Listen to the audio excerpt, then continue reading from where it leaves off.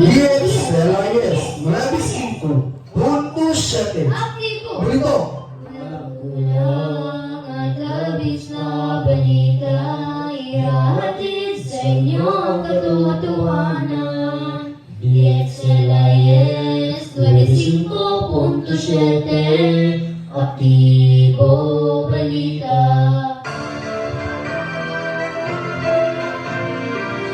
Mula sa bulwagang pambalitaan. Pila sa Liga ng Bayan. Ito ang DXLIS 25.7. Aktibo. Balita. Mga kaganapang nakalap sa loob at labas ng bansa. Mga isyong tinutulungan at hindi tinatahagalan. DXLIS 95.7. Aktibo. Ganito. Maghahatid ng balitang totoo, walang labis na tulang-ulang. Walang mismo dito lang sa DXLIS 25.7. Aktibo. Balita. Ang oras natin ngayon ay 5 minuto makalipas malapit isa ng umaga. Araw na Bernes, ikasyam na Pebrero, taong 2020. Ito ang DXLIS 25.7. Aktibo. Ganito. Ito ang inyong tagapagpantay, Christine Nuntura. Ang inyong kagapay, Cedric Gansana. Isa. Aktibo. Balita sa ulo ng mga nabawagan balita. Kabahagang balita, Policy 3, nagkaroon ng press conference. Lakuna, may magandang balita para sa aplikasyon ng business permit. King Charles na diagnosed na may cancer.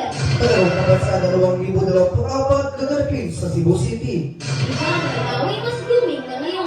DXLIS 25.7. Aktibo. Balita para sa detalye ng mga nababagang balita, Policy 3 nagkaroon ng press conference. Aktibo ka at yung kailangan ibahagi mo. So, siguro, technical vocational high school, nagkaroon na sa quality press conference para sa mga estudyante kasama sa broadcasting, pagsusulat, pagbuha ng retrato, at pagguhit nitong taon. Ang ito, mananalo, maliban sa pagkatang kategorya, ay makapusta sa division level.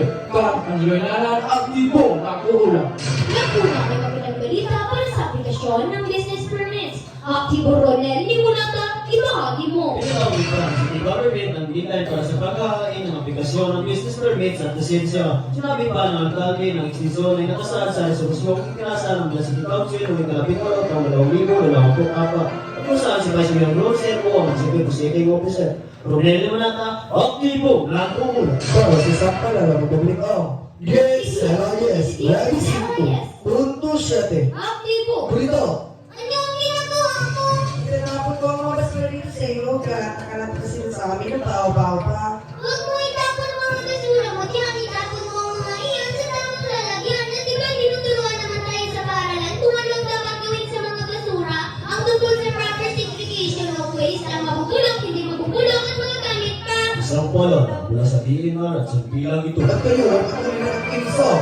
DXLIS 25.7. Aktibo. Balita. Para sa balitang international, kung Charles diagnose na may cancer, aktibo sa mundo, ibahagi mo. Si King Charles III ay na-diagnose ng isang uri ng cancer. Sinimulan ang kanyang treatment ayon sa Buckingham Palace. Sinabi ng palasyo na ang cancer ay walang kinalaman sa treatment ni King Charles para sa isang benign prostate condition. Hindi rin nila sinabi kung anong uri ng cancer mayroon ng 75 taong gulang na lunar. Sa Mundo, aktibong nabuulan. Sa balitang sports, palarong pumansa at 2024 gaganapin sa Cebu City, Aktibo Steve Menes para sa detalye. Nilugoon ng Department of Education or DepEd at ng Cebu City Local Government ang Memorandum of Agreement para sa hosting ng 2024 palarong pamansa. Pinaunahan ni na Vice President at Education Secretary Sara Duterte at Cebu City Mayor Michael Rama ang seremonya. Inaasahan na libo-libong mga atleta at delegado ang lilipad sa Cebu City para lumahok sa laro. Jose Jimenez, aktibong nag-uulat. At para naman sa mga showbiz, pananawin mas doon nga ngayon at sa atatang Christine Tura. Did you miss me? Caption ni Ivana Lawes, Season 6 selfie post niya. Yes, sagot kagad ni Marian Rivera. At ang request ng followers nila, ipanulit ni Marian si Ivana kung saan nga nag-trending ang unang ginawa ng box office queen kay Ivana. Back na back, Christine Nuntulan, aktibong nag-uulat. DXLIS 25.7. Aktibo. Balita, ito, ang 5 minuto ka ba, balita, mula sa istasyon ng lamang, nagati na balitang sa liwa, kundi balita, tumatatagdig sa iyong puso at diwa. Ito ang inyong tagapagbantay, Christine Nuntulan. At lagi niyong kagapay sa Cedric Gansana. Balita walang paborito, walang kulang. Ahora mismo, 10, LIS, ready, LIS. 1, 7. Aktibo, viva!